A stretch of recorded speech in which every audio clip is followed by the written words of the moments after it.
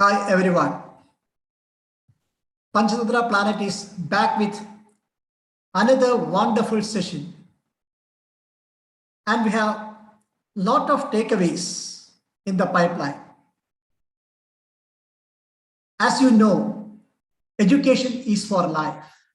And we are going to deal with that topic today. And we have an amazing international figure to address you to deliberate on this particular topic. And this topic is to the heart of Mr. Robert Thorne.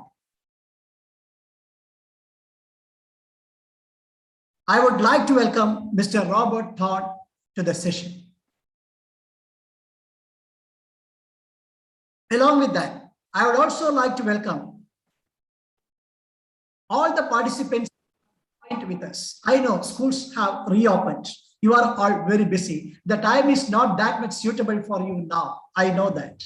But still, you decided that you are going to join.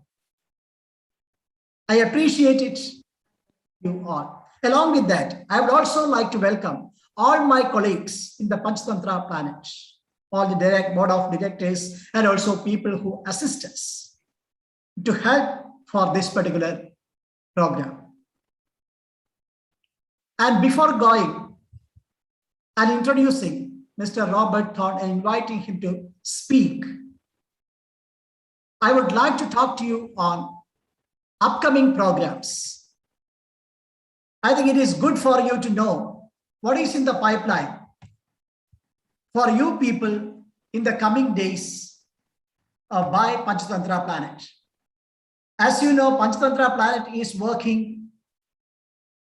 for you people, and we are organizing lot many webinars every week.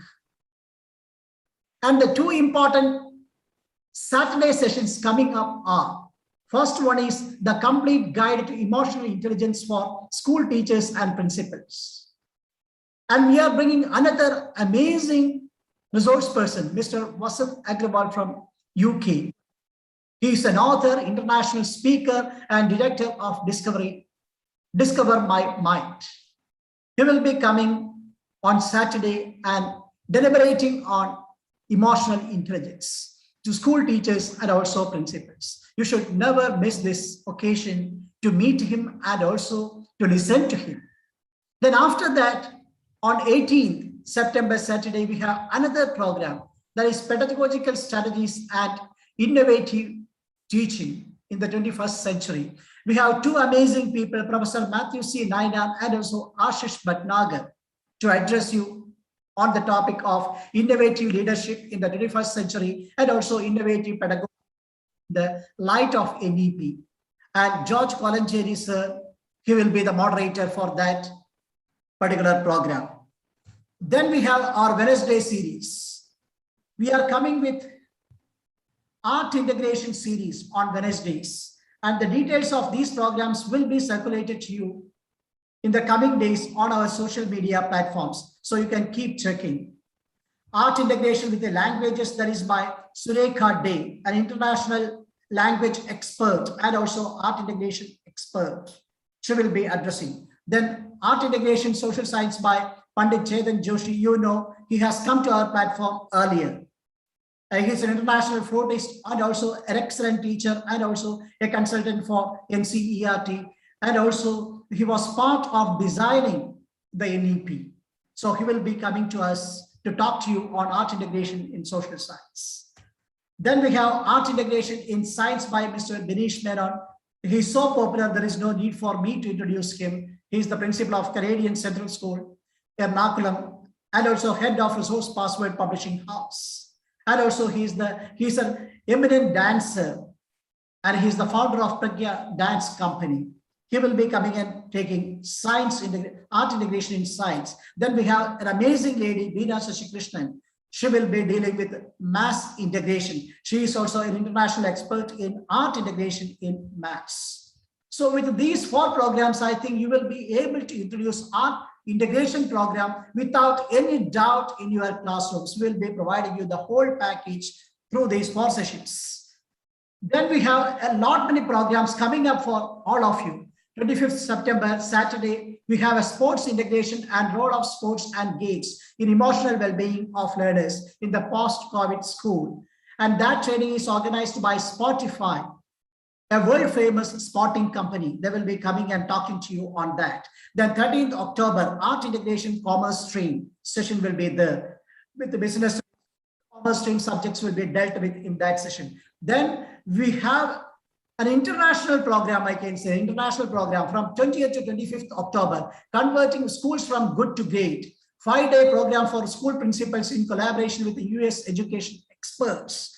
In this, they will be taking you through how a school can be moved from good to great, how it can be implemented. 3 days training and 2 days to tell you how it should be implemented in schools. Boot camp, 2 days boot camp. There's 5 days session for school leaders and teachers, coordinators, etc. From 20th to 25th October, you can mark your dates in the calendar. Then October, November, date are not yet finalized. 3 days sports integration special training session for school leaders and teachers in collaboration with the Spotify. And Spotify is an international organization based at UK. They will be conducting this particular program. Then November, a complete counseling and emotional intelligence training session for school teachers, counselors, and principals in collaboration with Discovery Minds UK. So all these programs are coming up for you. Why we are trying our level best to introduce such type of programs? Because government has introduced NEP. It is very essential for us to upgrade ourselves. Upskilling and upgrading, that is crucial. You can see in today's Robert Thompson's talk also, you can see how he is going to explain why it is needed to upgrade. And also in the future, it is also in the pipeline. Mr. Robert Thorn will be coming back to our platform with a wonderful series, for 2 to 3 days on curriculum designing, how it can be implemented in the light of NEP and all. So such type of amazing programs by Indian leaders and international educationists are going to come to our platform. Stay tuned to Panchatantra social media platform to know, because we are working behind tirelessly to get gems in the field of education from all over the world. That's what I wanted to tell. With that, I wind up because I know you are all very eager to listen to Mr. Robert Thorn. Then let me come back and introduce Robert Thorn. And those who are visiting or those who are checking online about education, for them there is no need for me to introduce Robert Thorn, because he is so popular. He worked in different countries of the world as principals of reputed schools, as a teacher, principal, HOD, etc. In UK, Singapore, Malaysia. These are few countries I am telling. And at present, he is running consultancy, academic consultancy, curriculum consultancy, and also international school partnership across the globe in European countries, Middle East, Far East, Asia, and India also. So what I wanted to tell you is we have such an amazing person once again we have to address all of us. And he has established an NGO called Developing Young Learners. And through that, he wanted to transform K-12 education. And you see, we are a small organization. Panchatantra Planet is not a huge organization. When I contacted Mr. Robert Thorn, he immediately accepted. That shows how humble he is. Because to get such type of international people to address, it is not easy. But he is telling me that you are calling me for upskilling the teachers, to train the teachers, to address them. I will come. And I won't expect anything. I will come over there. I will address for 1.5 hours. That is not an issue. See, this is what we as teachers, as school leaders should learn, how to be humble, how to become a helping hand. Because we are teachers, we are principals. If we have that humbleness, we will be able to support the kids and also the teachers and also the parents coming to our school. That is what we need. So we brought, in total, what I wanted to tell you is we brought today a role model who is humble, from whom we can learn a lot. I'm not taking much time. Once again, welcome you, Mr. Robert Thorne, to Panchatantra Planet. And now the podium is over, now the platform is over to you. It is up to you to address and take over. Once again, I welcome all the participants, everyone present for this session. I hand over to Mr. Robert Thorne for the session. It is over to you, sir. Thank you.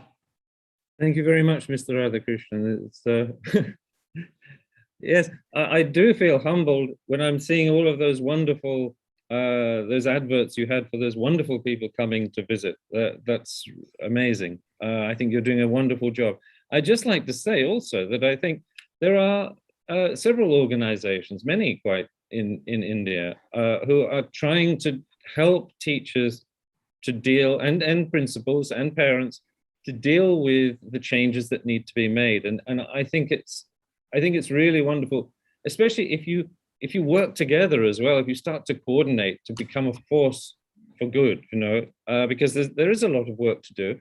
It's not just India as well, it's all over the world. But what's really special about India is that someone has recognized the need for change, and therefore the NEP has come out. And that change is phenomenal. The document, I know there are some things some people can disagree with, but there are many things in there which will allow us to create wonderful schools and wonderful educational opportunities for our children. So it's great to see India.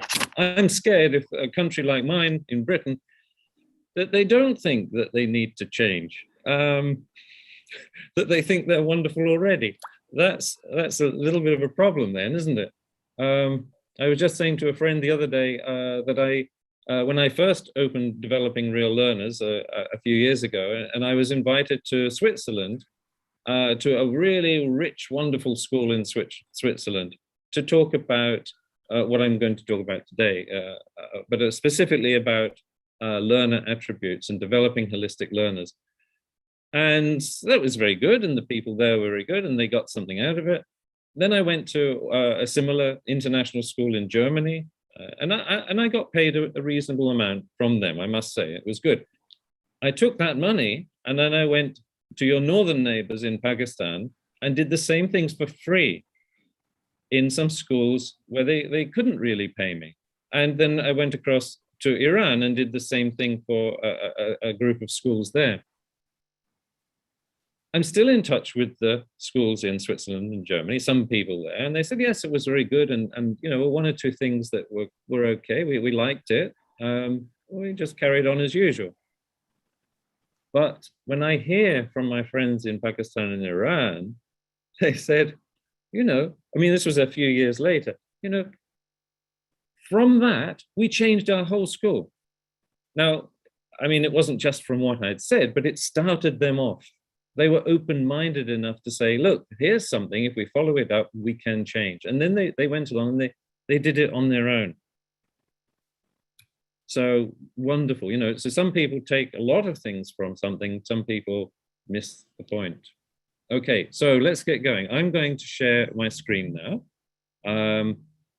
Maybe I should just say a few things. So I was involved with in IB schools. For a third of my career, I was involved with different schools in different nations in the national curriculums of those schools, in Czechoslovakia when it existed, in Syria, in Turkey, and then I moved into IB schools and went all over the world. Then I worked a little bit for the IB on some of their projects, and one of those projects was about the learner profile. And those of you who know about IB schools, you may know about the learner profile. And basically, it was very interesting. I'd floated through education most of my life. I got the feeling there's something wrong with it because people kept telling me I was very clever, and yet my exam results were always poor. Not poor, but average. And so there's always something funny about education. I can never work it out. And I went through university, and I became a teacher. And I was teaching science, and it was very good. But people kept saying, well, yes, you're teaching science, but you keep going off and teaching these other things. You keep teaching the children. So I had a very good relationship with the children, though my heads of departments sometimes said, look, wait a minute, what about the science? Anyway, so then somebody said, I overheard a conversation when the IB was introducing the learner profile from their primary years programs to the rest of their programs. And somebody said, what is this learner profile? And the person they asked said, well, it's a list of 10 attributes. So attributes, skills, dispositions that describe what being a good learner is. And suddenly, after 10 years of teaching, I suddenly understood what was wrong with education. And that was, people are teaching subjects, people are sort of having good, if they have good relationships with the kids, then they're implicitly teaching these attributes, but they're not explicitly teaching them. And that was what was wrong. So I'm going to take you through a presentation today. When I do that, I won't be able to see questions, okay? So maybe Mr. Radhakrishnan, you can see if there are any good questions for the end, yeah? I'll leave that to you. All right, okay. So let me share my screen. Oh, first of all, let me share the screen before I start the presentation. Okay, right. Start. Okay, so I've got my little title page as well, which was the same. But let's use that. Okay, so decoding the NEP. Yes, when we get a policy like the NEP, it looks a lot of stuff. So we do need to decode it. We do need to go through it. And I'll talk to you about a process I call the golden process, which you can use to decode something like as big as the NEP. Okay, it's a very good way of approaching it. So how to teach learners for life and enjoy it. So I'm going to be talking about learners for life. The enjoyable bit is really coming from how much you engage with your teaching, okay? When I'm talking about learners for life, I'm talking about holistic education. Now, I know, having sort of been involved with the Indian scene for a couple of years now, I know that probably there are as many definitions of holistic learning as there are languages in India, probably, okay? A lot of people think about it differently. So what I think about it here, you'll see that unfold, but it's basically a learner or a person who is developing the attributes to be a learner for life. Before people get scared, I accept school is part of life. It's a big part of life for young people. So we're not saying that we've got to go off and look at these very sort of fluffy things. We've got to help young people develop as learners in the context of the subjects that we teach.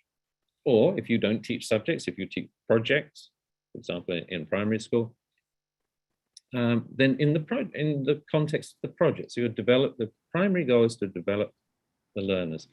We'll be going through 4 sorts of sections: understanding holistic learners, that's the first thing, then teaching them. So the primary thing about school is developing learners.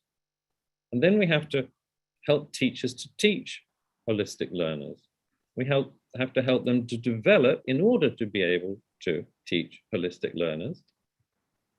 And then we'll be talking about the power of holistic learners and how to leverage that.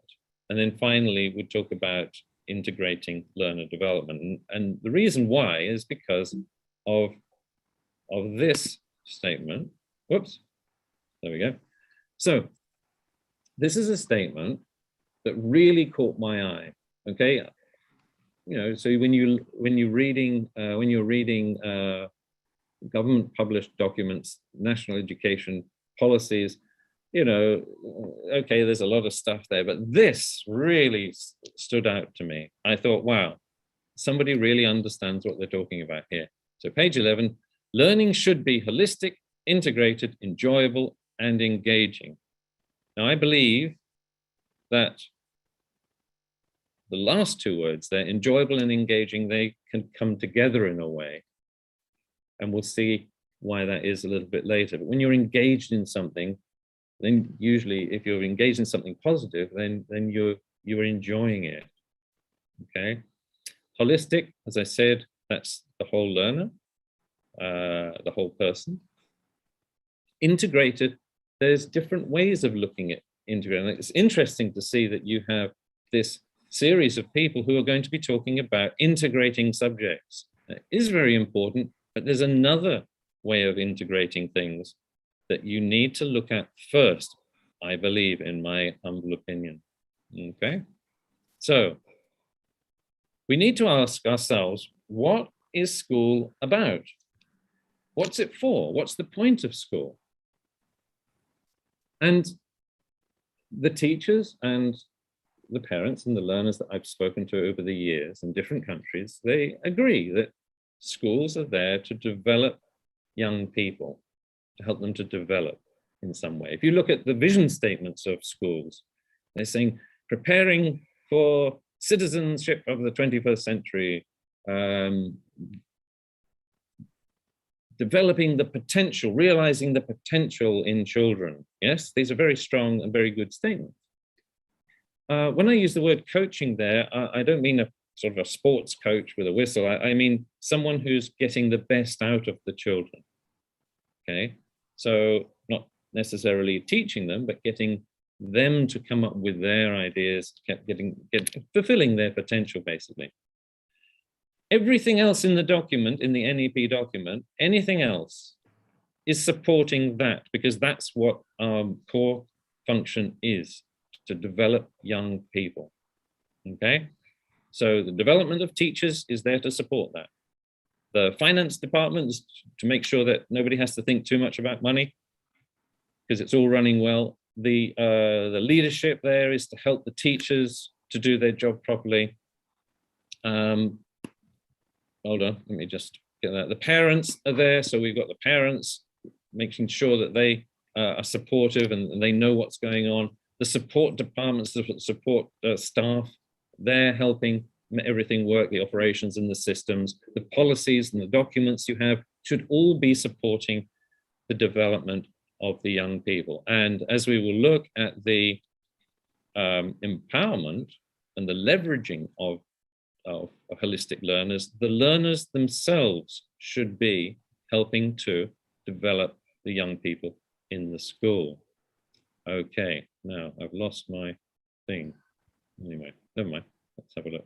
There we go. Oh, there we go. Right, let me put you down there. Okay, so I went around and I asked a lot of young people in many different countries, what do you think you need? What do you really need from education? And I didn't just ask it. In some cases, we spent weeks on this question, because if I asked them, they might just say, oh, you know, to get good grades or something like that, something they might think I wanted to hear, because teachers in a position of power, and they might just say what they thought I wanted them to say. And so we explored it. In one case, we had about 114 teenagers from 11 to 18 working on this question. And they came up with this particular answer. Some kids have it slightly differently. Some groups in some schools, they have it come up with something slightly different. But basically, this is what they came up with. They could all agree on this. There are other things, of course, but they could all agree on this. We need education to maximize our chances of happiness and success now and in the unknown future. Originally, they said maximize our chances of happiness and success in the future, right? In the unknown future. They like the word unknown future. And I said, oh, you don't want to be happy now? And they said, no, we want to be happy now. So they popped that in. Okay, so that's what they wanted. Now, I came out of one such meeting with them, and I said to a friend, that's what they're interested in. He said, what do you mean by happiness? And we thought, yeah, well, okay. So we went back again, and the next meeting we talked, well, what do you mean by happiness? And what do you mean by success? And it was really interesting. And we tried later on, we tried this with very young children up to about, down to about 4 years old. And they could identify examples of different types of happiness. And I keep clicking on the wrong thing. Different types of happiness. So they understood. So children, very young children could say, yeah, I'm really happy when I play a little joke on my mum, or, you know, and it comes and it goes and it's great. I'm really happy when I sort of escape and I play a little game on my telephone. Nobody knows. But they could see that that wasn't the end of happiness. That wasn't the limit of happiness. And so they understood that when they're engaged in things, in their hobbies, in the things that they want to do, in the activity that the teachers are doing with them in the classroom, when they are wishing it wouldn't stop, when they're getting into that state of flow where time just passes, when they're engaged in things, they understood that was a wonderful feeling of happiness too. And even this sort of higher purpose happiness, they also recognized that because they played in teams, they were members of families, they were members of groups in the class or classes or schools. And when they recognized that somebody noticed them and somebody listened to them and that they could have an effect and that they were in fact an important part of that group, the feeling of happiness was even higher. Okay, so I think actually I got this diagram from a more spiritual source, and they're talking about it in terms of spirituality. So some of you, I'm sure, will recognize that sort of thing. So children understand that there are different sorts of happiness. The sort of happiness we can really go for day to day easily is that engagement. So that's the engaging part of the NEP statement, that learning should be engaging. And when it's engaging, the happiness or the enjoyment comes with it. Okay, so you may hear a lot of people, you may get a lot of people trying to sell you edutainment, yes, things that entertain the kids and they've got lots of flash and bangs and things like that. That's a distraction, okay? That's like putting your child in front of a television and saying, oh, well, look, they're engaged, okay? We know that that's not necessarily the case. So I won't say any more about that. So that's happy. Success was really amazingly defined by one boy who said, well, success surely is just being able to be happy for most of your life. And they know that that happiness means you're surrounded by others who are happy. So you have to help them to be happy too. It's no good being in a poisoned world and being happy in your bubble, you know. So they understand that it's more than just their personal happiness. It's sort of a holistic happiness. And success was being able to get to that state where you could make others happy. And do the right things, and to be able to at the end of your life look back and say that's a life well lived, and a positive life. So you know, I really like that. And notice what I was doing.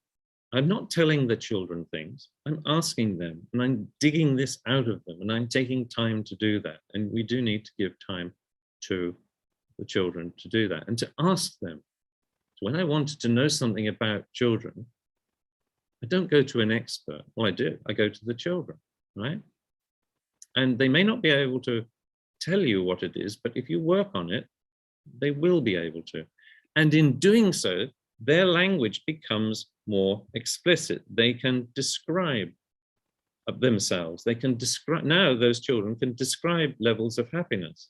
And so they can see them, and then they can start to manipulate their lives towards that type of happiness.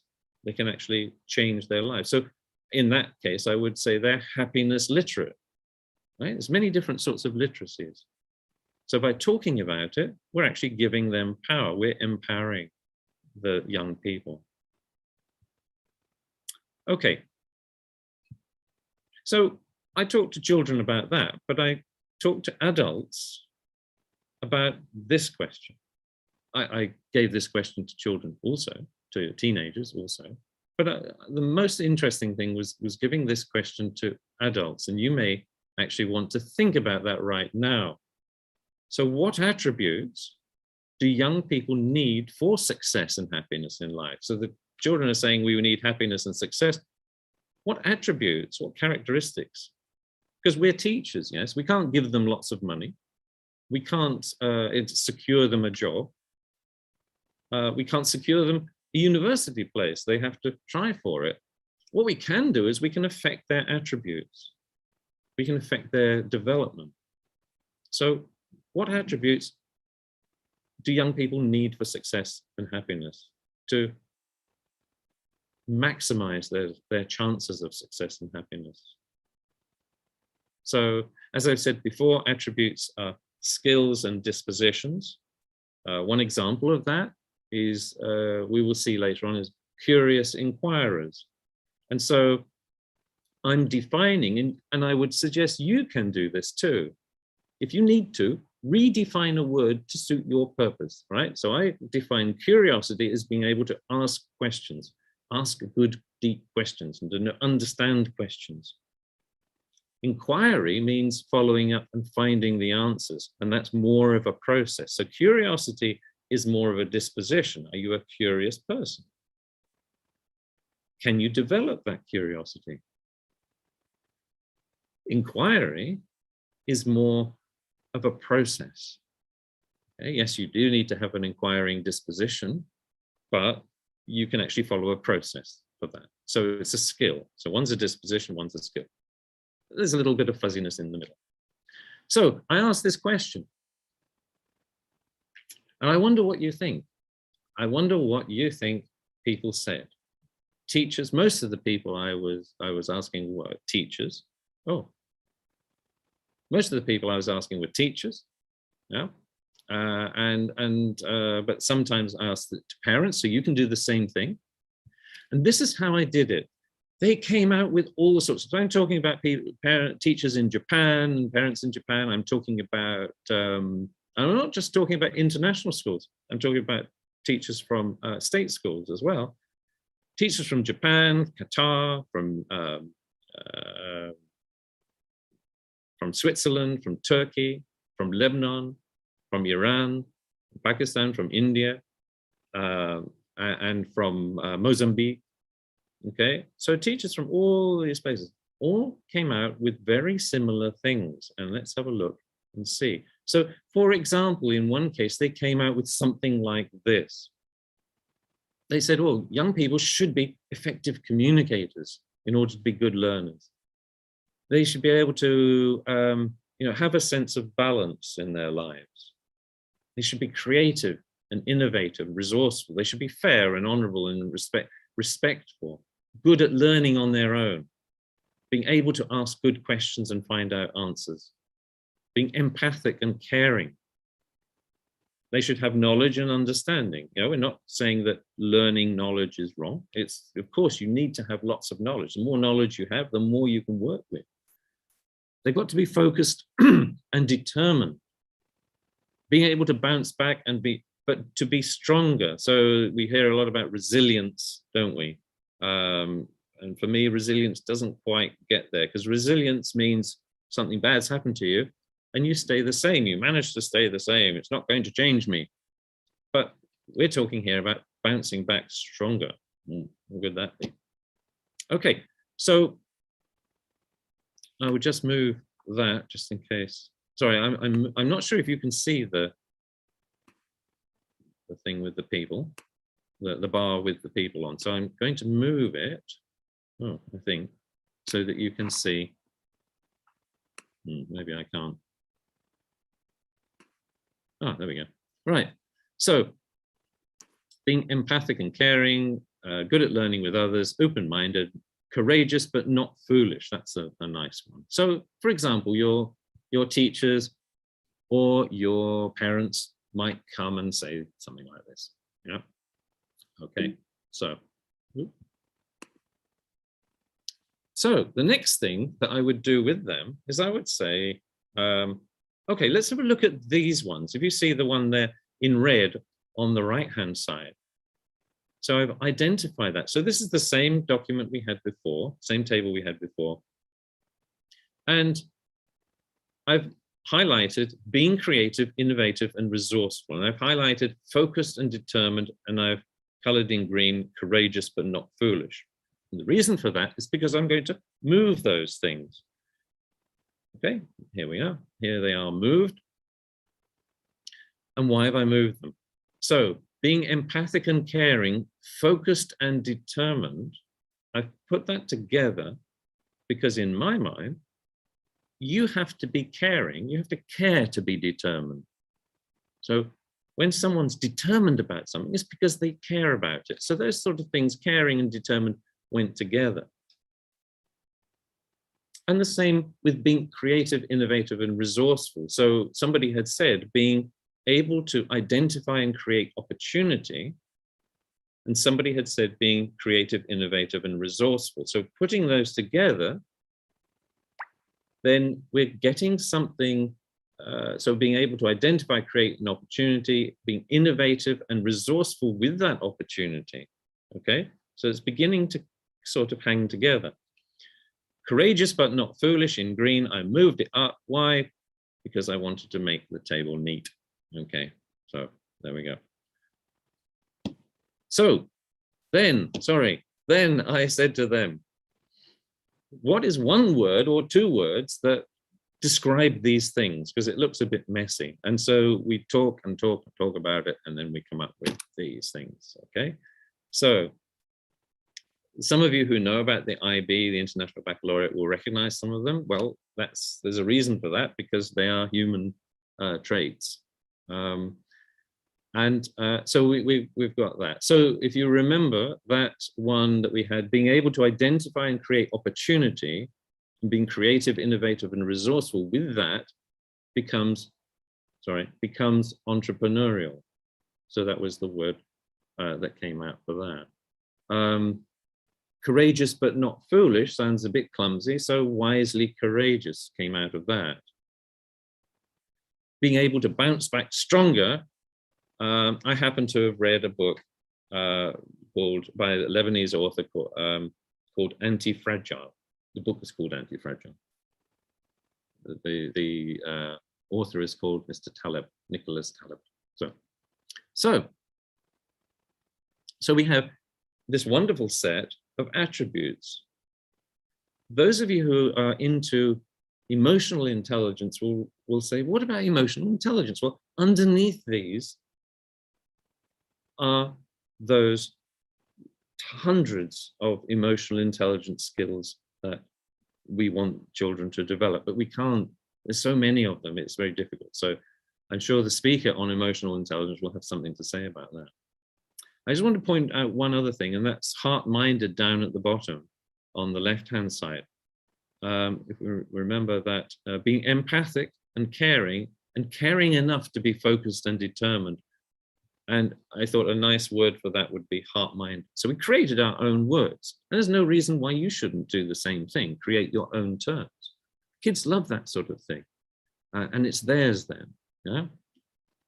So there they are. Right, now, the next stage is a little bit more complicated. When you get to know these lovely things, you actually find that they can be paired up. The best example of that is open-minded and principled. Why? Because you can be, a lot of people say it's great to be open-minded. I wish they were more open-minded. But there's a limit to your open-mindedness. There should be a limit to your open-mindedness. For example, if I said to you, you know what, I love to kill and eat babies. It's great, they taste lovely. Now, you would be horrified at that, I imagine.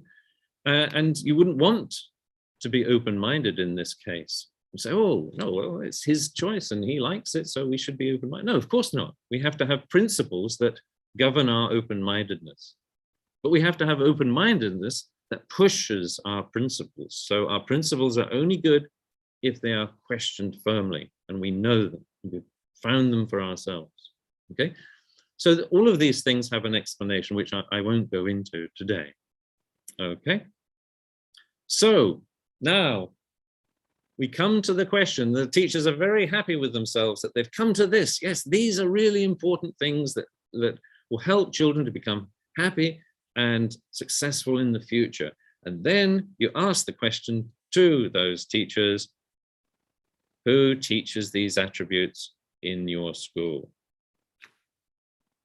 And I remember being with some Japanese teachers from the state school next to our school, and they were so shocked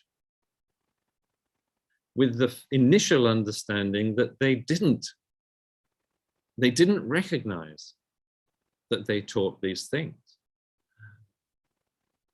And so here are the sort of responses that I get. So some of those Japanese teachers just looked at their feet in shame. They couldn't think of an answer to start with. All right, we saved them in the end. It was all right.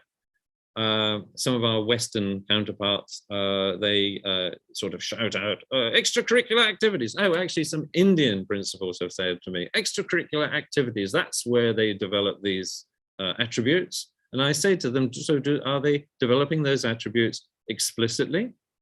Do the leaders of those extracurricular activities know that that's what they're doing? Do the children know that's why they have those extra? No. Oh, well, so you mean that if they develop those attributes in the extracurricular activities, it's sort of by chance. It's implicit. And do they transfer those attributes then to their studies? Is there any mechanism to do that? So, yeah, there are some schools that do it, but not many. Some point at the art teacher and the PE teacher, and these Japanese teachers pointed at the art teacher and said, she teaches creativity, because one of their attributes was creativity. And the poor art teacher looked down and she knew that the Japanese curriculum for art in schools wasn't about creativity at all. It was about understanding art and following the syllabus. So, however, some teachers say, and this is where the Western teachers say, oh, we do that already. And although that's annoying for a presenter, that they're actually right, that good teachers do actually do this already. And I love that point where they come to that realization, when those Japanese teachers came to the realization that implicitly, because they're, number one, good people, are good teachers, experienced teachers, number two, they are human. That by forming a good relationship with their learners, sometimes even in big classes, they are actually helping those learners to implicitly develop some of these attributes. Okay. So, so you're on a really good thing when you're a good teacher, all right, or you're a starting teacher, or you're a human. So it's a really good thing to be a human, because you will be developing these attributes. Where can we see this most? Well, some of you will have been parents, some of you will have had parents, some of you will have been children with people who brought you up. And in those cases, those people who brought you up, or the people you are bringing up, you will have experience of perhaps implicitly developing those attributes. Those attributes are in us all. They come, they're developed as we go through life, as we should see in a minute. Okay, so the big thing is to make the development of these attributes explicit, so children become literate in being able to describe, identify, describe, and manage the development of these attributes. Okay, that is really important. It's something you can do, something any teacher of any subject can do. Okay, no matter how full your syllabus is, you can do it. It's a big investment. So let's look at teaching holistic learners. All right, so there's a funny cartoon. I think it's funny. It's a real thing. Okay, so people say, what do you teach? And, you know, someone says physics, someone says art, and then somebody says, oh, and actually very often it's primary teachers who say, I teach children, and it's a very small point, but it's actually quite a big, important thing. Are you developing your learners in the wonderful context of your area of understanding? And when I say area of understanding, so humans have built these huge, vast areas of understanding, sciences, humanities, languages, all of these things. And a representative of those areas of understanding are the subjects. Yeah? So these subjects should be inspiring, amazing things. It was a really funny thing. If you go to a pub, you know, a bar in United Kingdom, where I was from a long time ago, if you go there, you'll find a whole load of middle-aged people and older people, and you sit and talk with them, you'll find that they are experts in something. It doesn't matter what sort of education they had, they are experts at something. How's that possible? They're wonderful learners. They're inspired by these wonderful topics. They've rediscovered them because school sort of killed it for them. And then later they've rediscovered them. Amazing. So how do we teach holistic learners? Now, there's one mistake that I saw made just the other day. Somebody said to me, oh, Robert, how can we make holistic learners? And somebody else had asked me before, told me before, that we have to focus on the children who are holistic learners, and then the others will follow. The point is that holistic learners, as I said, everyone is a holistic learner. You're a holistic learner.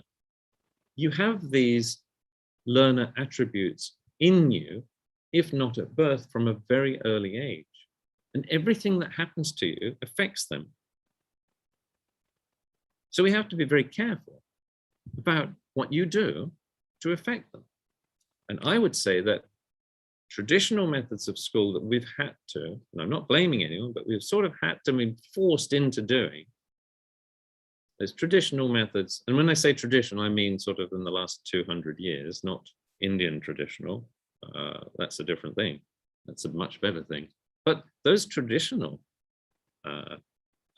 methods, they actually get us to focus on very narrow things. And they don't allow us to develop holistic learners. So everybody's a holistic learner. You go into a school, you might not notice that because everybody is focused on certain things, yeah, which is a terrible thing. So we don't want to run the risk of affecting these attributes negatively. I would think that everybody here could probably agree that it would be quite a good thing if young people develop those attributes that we saw earlier on. It would be, in fact, you can write to me if you think that there are any that are wrong and children shouldn't develop those things, okay? So if we agree with that, can we teach in a way that helps to develop those attributes? Can we teach in a way that we avoid suppressing those attributes? As those older people in the pubs in England, they had their attributes suppressed, and because they're humans, of course, they don't go away, they come back. And that's why humans are so successful, because the nature of humans comes through, the spirit of humanity always comes through, no matter how much you suppress it. As long as there's hope there, it is there. You cannot hold people back. We all know the stories of people from very poor backgrounds who had very difficult times and how they came through it, okay? We don't want our children to have very difficult times, but we want them to come through it. We want them to develop these attributes. And if you, just in case someone's looking at this on their phone and can't read the cartoon, it says there, I expect you all to be independent, innovative, critical thinkers who will do exactly as I say, right? I hope you can understand the humor in that. Okay, so we need to find ways to teach our subject that maximizes the development of learner attributes. Am I going to go through every subject now and tell you? No, I'm not, but we are going to have an example. Before we do that, here is a process for you. Remember I said to you at the beginning, when you've got the NEP, it's a very big document, you can use this golden process on it, but I'm going to talk about it now in using this to identify and find ways to teach holistic learners. So first of all, you have to understand what it is you need. In this case, do we understand the nature of these attributes that we are going to teach our children or develop in our children? And then you say, what am I doing already towards developing those attributes?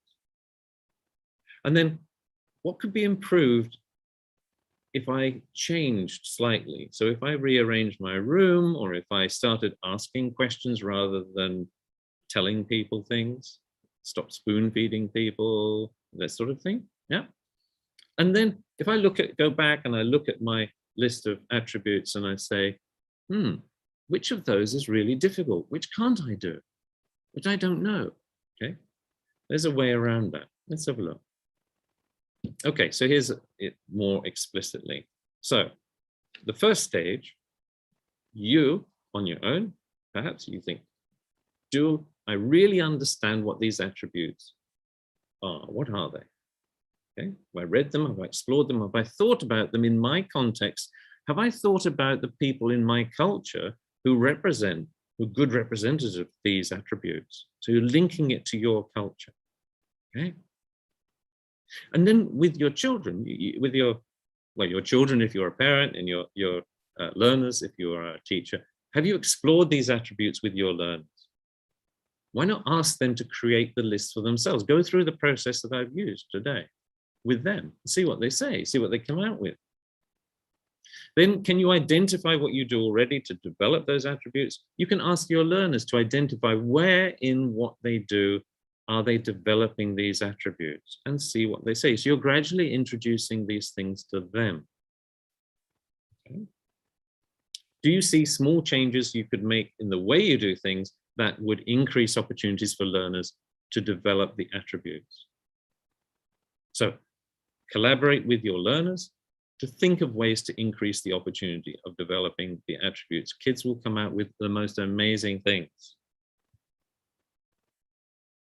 And then can you identify the attributes that seem tough or impossible to develop? Okay, take it to your class. So one of them is curiosity. People seem to have a problem with curiosity because they believe that curiosity, you're born with it. And so someone's born with it or not, or it fades away somehow. What can you do about it? Suddenly teenagers become less curious. Well, they don't. They're just curious about different things. So what does your class think? Why not say to them, curiosity, I don't know how to change it. What do you think?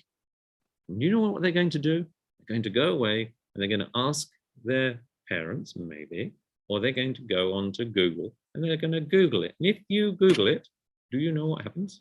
Get a million things on how to develop curiosity, which is a very interesting thing, isn't it?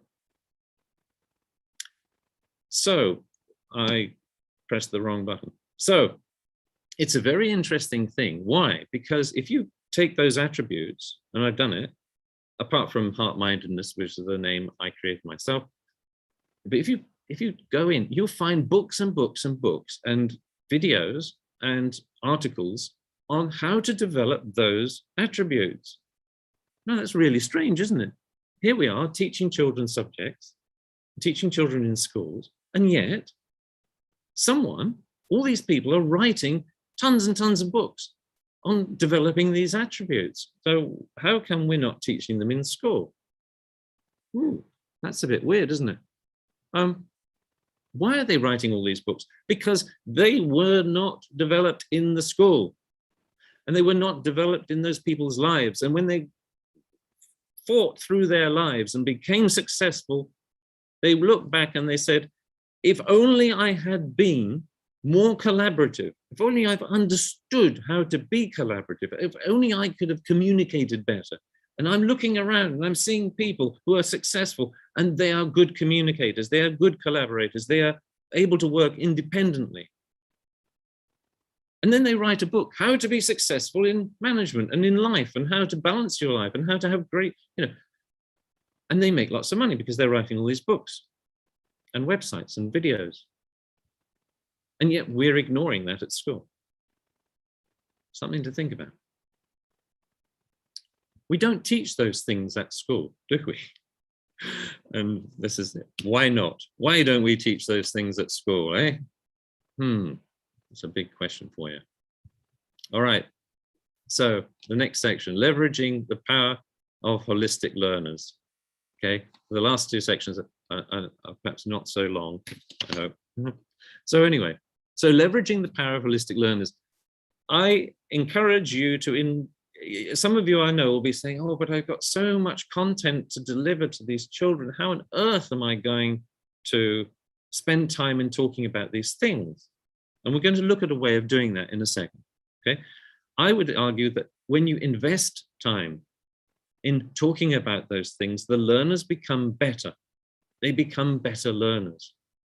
They can learn all that stuff they have to learn better. They can cope with the subjects that they don't really like because they're going to a subject that they don't. Well, my subject is science. So let's say somebody doesn't like science. So they come to a science lesson, they start, oh, I hate science at the beginning of the year. By the end of the year or the middle of the year, they're saying, I still don't really like science, but I love the lessons because I'm learning to think differently. I'm learning to be open-minded. I'm learning to collaborate. I'm learning all of these things. I'm developing myself in the context of science.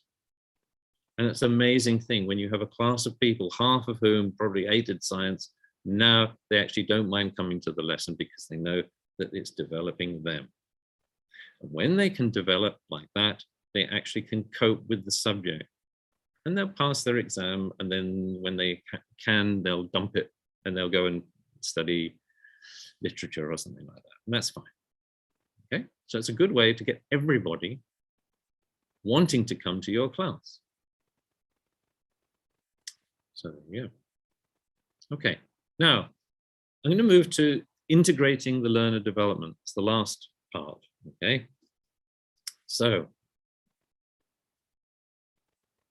we saw examples from Mr. Radhakrishna of Panchatantra inviting people to come talk about integrating arts, just like the NEP says, integrating arts, integrating maths, integrating everything. It's great. Now, having worked in international baccalaureate schools where they suggest that you integrate and you connect and you have transdisciplinary subjects and two subjects come together and work on it and you connect things up, it's a really good thing to do. Now, it's a really good thing to do, but it's also, sometimes it's a bit dangerous. Why is it dangerous? Well, some subjects become slaves of the others. So I've been in a situation where the art teachers come to me and said, oh, Robert, you know what's happening? They're all saying that they're doing their topics, and what they say is, oh, art can make the posters. So we're going to study this, and then art can make a poster of it. And then the technology teacher comes in and says, oh my God, you know, they're all doing they're teaching their subjects, and they're saying that we can make the things for it. And the maths teacher comes along and says, you know what? They're all doing their projects, and what they're saying is that the maths department will do the statistics for it. And I'm fed up with it because I've got maths to teach, and I've got art to teach, and I've got design to teach or technology to teach. So that's something you've got to be very careful of if you're going to integrate by subject.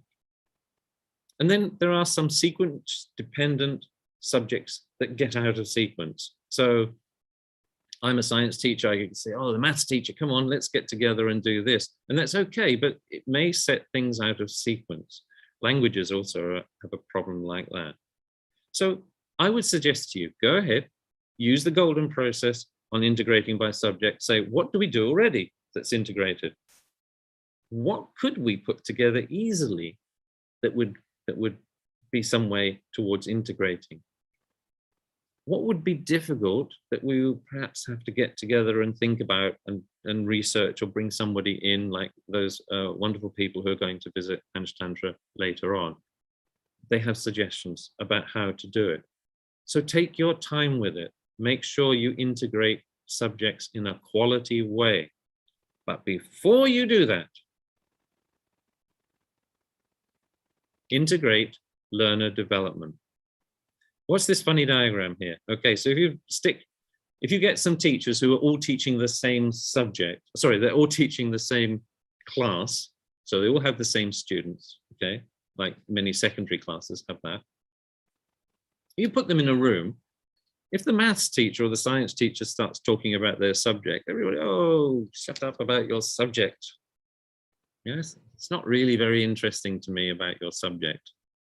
But if the science teacher suddenly says, you know that new boy that's come and how he was very quiet, something wonderful happened the other day. I gave him some responsibility and he took it, and suddenly he came alive and he is wonderful. Really? Oh. So the performing arts person says, oh, maybe I will give him some responsibility. The languages person says, oh, maybe I'll try that too. So teachers can talk about learners, and they can talk about the learner development of those learners. They can talk about it forever. They can talk about it easily. They can talk about it. It doesn't matter what subject you're teaching, because you're looking at what's happening in that person's classroom and saying, wow, those children are reacting like this. Those children are developing this in that class. How can I do that in my class? I can see they can do it there. I want them to do it here. Let's have a look at an example of that. Okay, let's say we have got, we've got 4 subject teachers. We've got a first language teacher, so that's the first language of the children, right? So that's their language. They're studying how to use their language and all that sort of thing. We've got the maths teacher, we've got the science teacher, we've got the art teacher, okay? And they say, that's interesting. The language teacher says, I think I'd like my children in my class, I'd like that class to become more collaborative, because I see them, they don't come together. They're very competitive, fighting each other, and it's terrible. And I've got some tough projects that I have to do soon in the next topic that I want them to tackle. Okay. And the maths teacher says, yeah, when I go to that class, sometimes I'm a bit late, and they're just sitting there. They're not doing anything. And they always say, like, I finished. What do I do next? And he said, which is crazy, because we've got a book and it's, you know, you can see what you're going to do next. Why aren't they answering that question for them? Why aren't they being proactive? So that's what I'm going to do. And then the science teacher says, yeah, you know what? They come into the class, they love the science, but they're always, I tell them to do something and they're so lazy. I don't like that word, but they're so lazy. You know what? They're saying, how do you do that? What should I do next? And I'm saying, think about it. You can see what to do next if you just think. So I'd like them to be more independent. Okay. So, and the art teacher says, yeah, you know, they're coming into art, they're doing all sorts of art, it's really wonderful, but they can't really talk about their art. I'd like them to analyze. I'd like them to be more curious, inquiring about their art. I'd like them to analyze it, what they're learning, and become literate in art, so art literate. So what happens, okay? So the language teacher says, okay, we'll discuss the idea of collaborative learning. How do we give our best to a group? So that we're talking to the children here, yeah?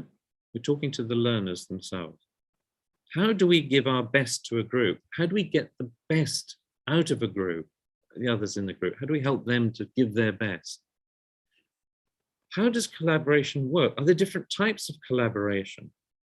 Are there different, so if I give you a task to do, and it's different from another task, will this task need one sort of collaborative approach and this one need a different sort of collaborative approach?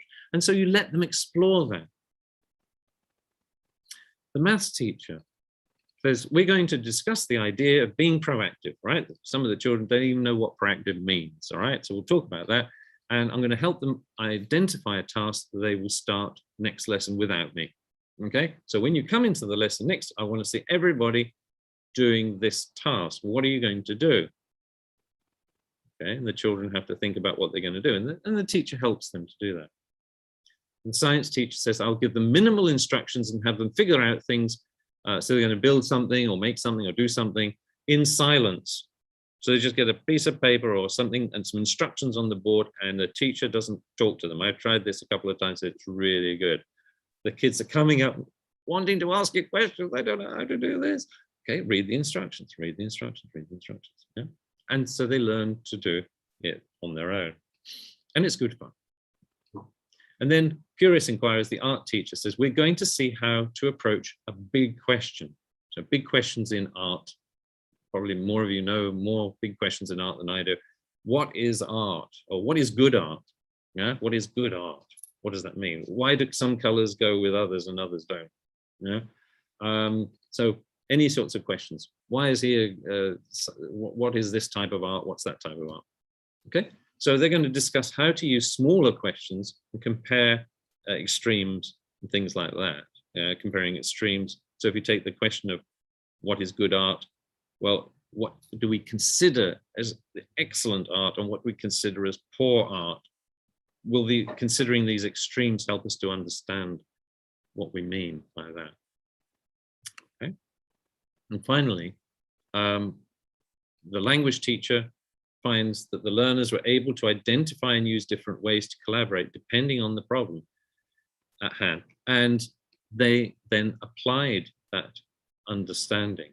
So by working through and actually explicitly talking about collaboration, how did you collaborate? How did you work together? What roles did you have in the group that made it work or made it not work?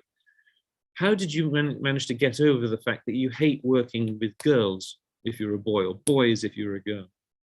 Yeah, or you hate working with that person. How did you, were you professional enough to do the job at hand, even though you were working with people you didn't like, for example? So getting it out, getting rid of these problematic issues that we have.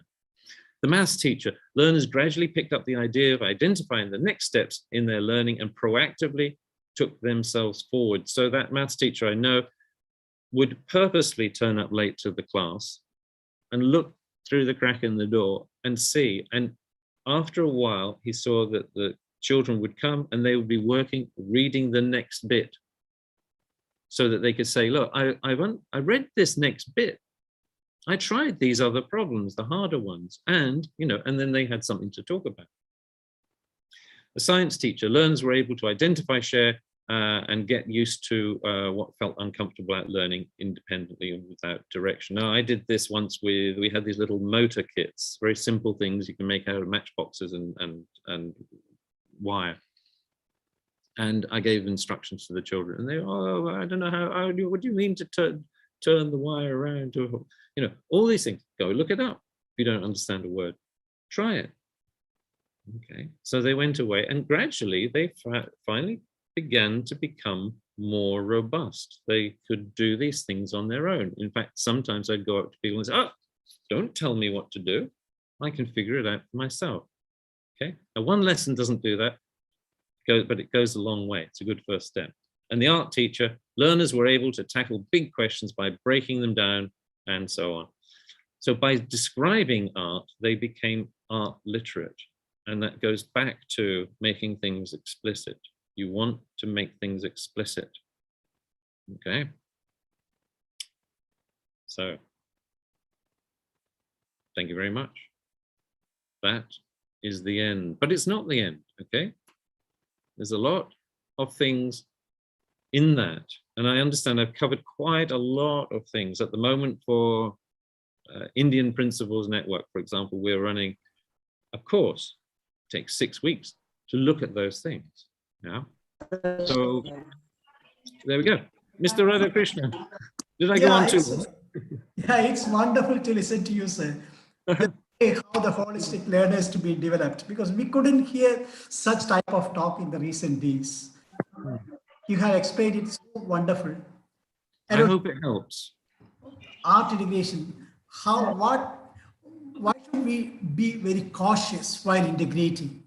More than, and we also felt it sometimes, because subjects should not become slaves of other subjects, or something Exactly. that should not happen, because that collaboration should take place in the right sense between teachers. Because actually what happens is we have a system of compartmentalized teaching, right? And few people consider they are great.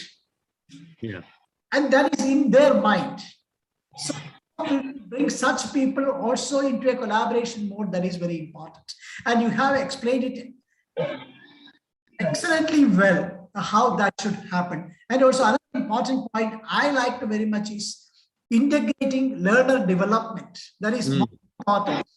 And I sort of forgot to say that if you notice the 4 teachers, they were all spending time on one of the attributes.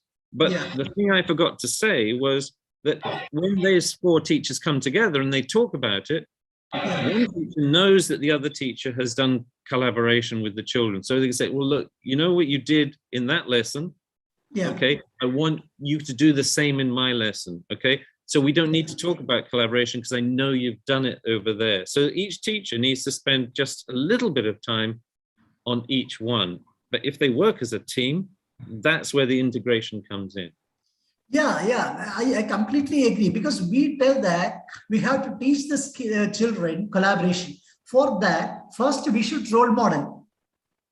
Yes. You know, and what happens in the schools is most of the time, neither the principal nor the teachers are ready to collaborate. Yes, that's sad. In the school, it is not happening. Outside the school, it's not happening. If the school leader means he or she should be ready to collaborate with the other principals in the town, in the locality, and in the country and abroad. But how many of us are ready for that change? That is the biggest question. Yes. There is another topic that we didn't look at today, and that's building a learning community. And that means raising the levels of trust in your school. And so that's more like for principals, really. How do you raise the level of trust in your school? I'm not saying it's not the duty of teachers and everybody else. Yeah. High levels of trust, high levels of communication and collaboration, and being able to come together to form a shared vision. I mean, a really shared vision, not one you just stick on the wall, but one you're actually going for. Yes. Absolutely. Because without building trust, we can't have collaboration. That is very simple. Yes, that's right. Trust is the beginning of all of it. Yeah, trust is the beginning of open communication. When open communication is there, naturally collaboration will start taking place. And this is what we have to role model to the kids. And the way you presented it, that captivated me a lot. Thank you so much. I hope you're not just being polite. Yeah, I think we can move to the question and answer session. We can accept a few questions. So those who wish to ask questions can raise your hand. Then we will be unmuting you and you can ask. It's open to the audience. Right. If you have questions, you can ask. You can raise your hand. The audience has been very busy. They've written a lot of things. Yeah. They are very happy. Excellent feedback. We got excellent feedback. Yeah. So anyone interested to ask any question? Do you have any doubts? Don't be shy. Remember, you've got to be curious inquirers. Yeah. Or you can type in the chat box if you are not ready to come on live here with the video. You can ask the question. Yeah, one question is there for me. We'll be getting a recording of this session. Sure, you will be getting the recording of the session because it is on YouTube. On YouTube, you can visit Panchatantra Planet YouTube, that you can get it. And also one more thing for the attention of the audience. Once we share the feedback link, you have to fill it very carefully, because only once you can submit the feedback, and once you submit the feedback, immediately you can download your certificate. We have made it like that. From this session onwards, Once you submit the feedback without mistakes, you will be getting the certificate online without any mistake at that moment itself. So any questions, my dear delegates? I'm just typing in my, because somebody's asking to see the last slide again. So I guess they would like to see. Yeah. You can just show it. You can just show it once again. Share it. Right. I've typed in the email address. And also because that's the only thing that was on the last slide. I think it is better you show that last slide once again, sir. You share it, then they can take the screenshot. Okay. That will be ideal. All right, let's do that. Yeah. Screen. There we go. How about that? Yeah. Delegates, please take the screenshot. Then you can contact sir directly if you have any doubt or anything. And if anybody's interested, we will be conducting workshops and courses on to go deeper into these things, you know, as a separate thing. So this is what my organization does. Same thing I also wanted to tell you. Sir is available even for schools for workshops and also for Sahodaya groups of CBSE principals, teachers and all. He is available. So if you wish to have his sessions on different topics, you can contact him so that he provided his email ID and all. And he's very approachable person. You don't think about whether he will respond and all. I know we have contacts since last, I think, 3 to 4 years online on LinkedIn. Right. And we never met personally. We online. That is what I am telling. We are talking of collaboration. How many of us make use of it? These social media platforms. Those are very essential. We have to collaborate within and also abroad. An online platform can be used on a large scale for that purpose. So as school leaders, do you as a principal collaborate online? Do you show how to collaborate with international teachers online? Do you share such type of links? Now we are telling you, Mr. Robert Thorne is here. You can call him to your schools. You can call to Sahodaya groups. Let him speak. It will be wonderful because we need to upskill ourselves. And we're also, if I may say, for example, at the moment, I'm just coming to the end of quite a long project where 6 schools, a group of 6 schools, we helped to give them a curriculum review. So that they built these things in. You know, so there's a lot of possibilities. So you can stop sharing that so that we can all come on stream.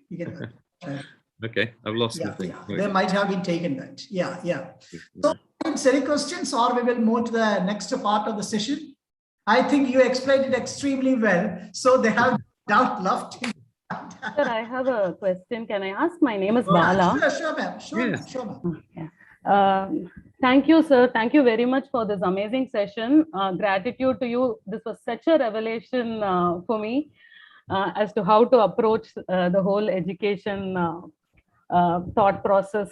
So my question is, this, whatever you explained today, is a complete mind shift from what currently schools are practicing, right? In India.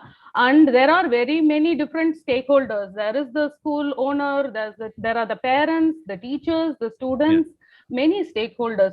And to bring about this mind shift overnight or even over 1 or 2 years may not be possible. How do we break this down? What are the first steps that a school should probably take to initiate this process? This is one question, sir. And basically, I'm a curriculum developer. Do you have any suggestions as to how we can integrate these attributes and build these when we develop the curriculum itself? Sure. That's a really perceptive question. Great question. Part of the difficulty in describing all of this stuff is knowing where to start and where to finish, because it's not a linear thing. You can start anywhere. So at the moment, what I'm working on is like, where do you start if you're one young person like a teenager in a school and nobody else knows this except you, what can you do? If you're a teacher on your own and nobody else is understand, what can you do? If you're a mid-level manager, what can you do? If you're a principal, what can you do? So there are ways and there are steps and stages and that. One thing, I mean, that golden process is the first, I think that's the best process that I've come up with to approach it. So looking at your curriculum, understanding what it is you want to do first, then you look at your curriculum and say, well, what is our curriculum doing right? How is it? You know, what parts of it? Because that gives you the confidence that all that wonderful work you've been doing for years is not to waste. It is good. Okay, and then say, oh, what if I made a small change that everybody can accept, that's easy to do, but it will perhaps inspire something. For example, here in Turkey many years ago, we looked at a curriculum, the state curriculum, and we had to teach some part of it, and it just said things like atoms and plants and things like that. And what we did, we went through the whole thing, the other science teacher and I, and we changed everything to questions. What is an atom? What is a plant? Or how do plants work? You know, and we had lots of creative ideas about. So the curriculum became, the headings of the curriculum became questions, right? Now, does that make a big difference? Well, actually, it began to make a big difference because it was saying, this is what we're interested in. We're interested in questions, right? We're interested in problems. We're interested in being curious enough to get to the bottom of those things. Yeah. So I mean, I could talk for another hour about that sort of thing, and you're very welcome to write to me, and we can talk about your specific points. But you know, start small and build your confidence in developing those things. Gradually get people interested who will help you, positive people who will help you. Can I just say one thing about this, because Ms. Bala was talking about the whole community. One thing in our approach is that you do not leave people behind, okay? So if there's a new teacher, I know in India, a lot of new teachers are coming because they've just had children and there's no other job to do, or they don't really want to be there perhaps, or teachers who have been teaching in a certain way, in a more teacher-centered way for a very long time, and they're coming to the end of their career and they're saying, oh, really, do I have to change? And I say to them, no, you don't. And then, do you agree with that it's good for the children to develop those attributes? Yes, okay. Do you do anything towards it now? And you help them to identify what they do, maybe the relationship they have with the children, the trust that they build in the children. And you say, okay, that's it. Don't worry. If you can see a change to make, do it, if you're comfortable with it. But you're doing a good job, carry on with it like that, okay? You young teachers, maybe this will inspire you to get really engaged. How many wonderful educators I met who started school like that. I didn't really want to be a teacher, but it's the only thing I could do, so I became a teacher. And then I became really engaged in it. So maybe this will help those young teachers engage. I hope that sort of answered your question, Ms. Bala, but please do contact me if you want more. Now, there were some other hands, but they've all gone down again. Thank you, sir. I would definitely write to you as well. Yes, please do. Thank you. Thank you. You're muted, Mr. Radhakrishnan. Any more questions? Otherwise, we will move to the next. Hello, Robinson. Robinson, can you just share the upcoming slides?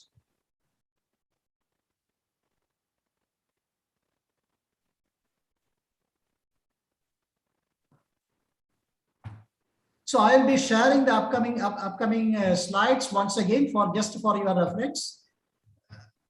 Everyone can just see and note down the dates of the programs. These are the sessions, upcoming sessions. Very impressive. Yeah. It's just a reminder, sir, for everyone. Those who want to check our social media platform and come on, right? Very good. Yeah.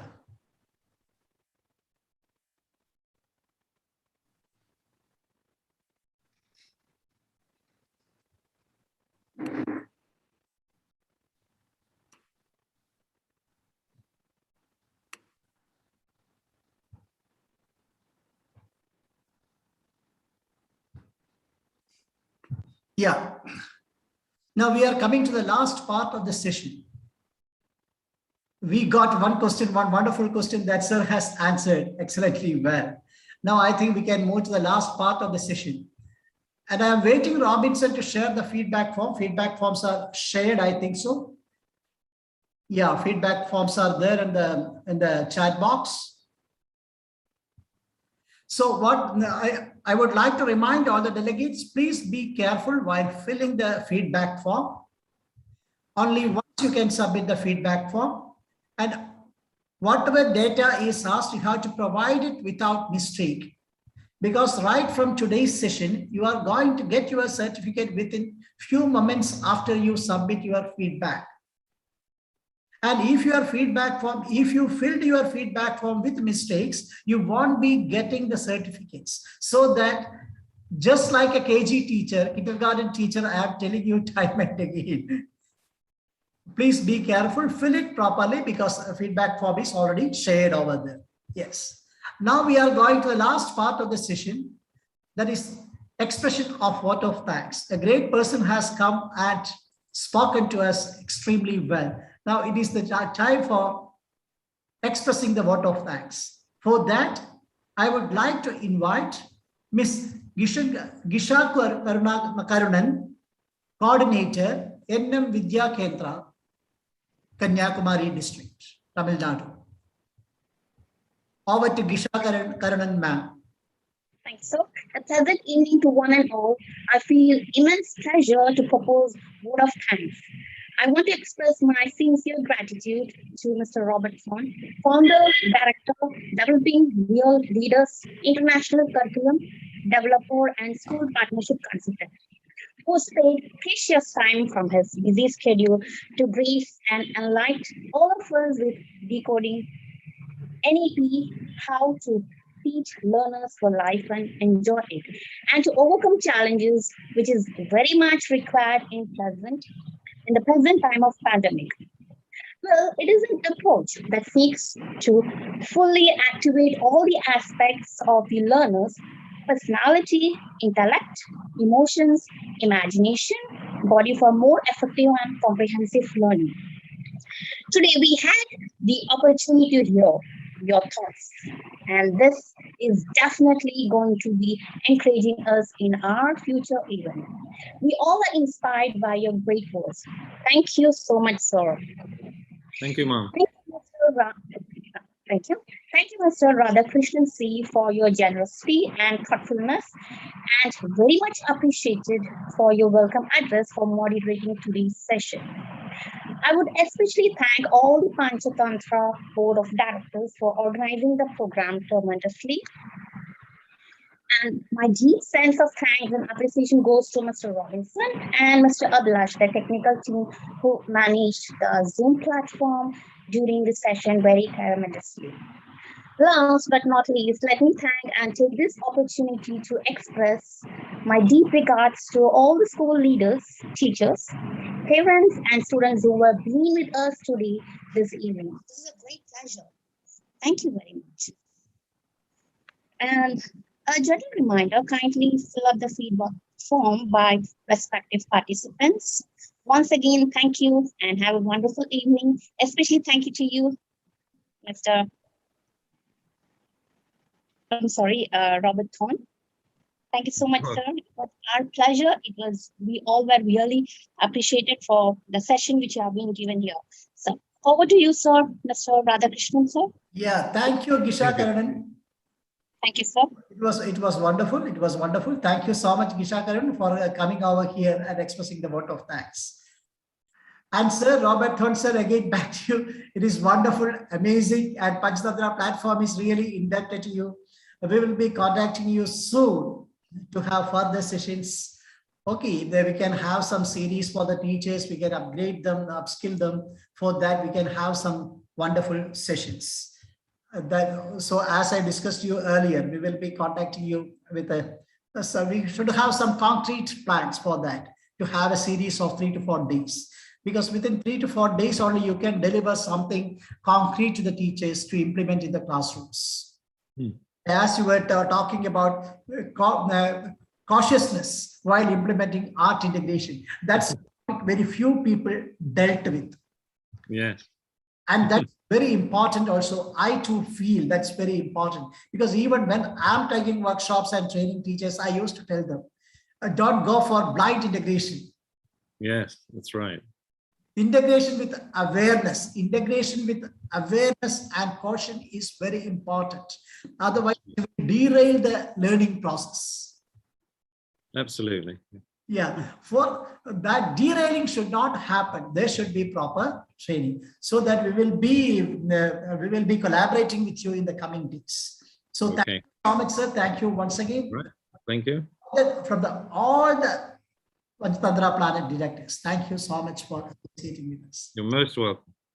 Thank you. So we can keep in touch on LinkedIn platform that we were doing for last many years. We will keep in touch through that.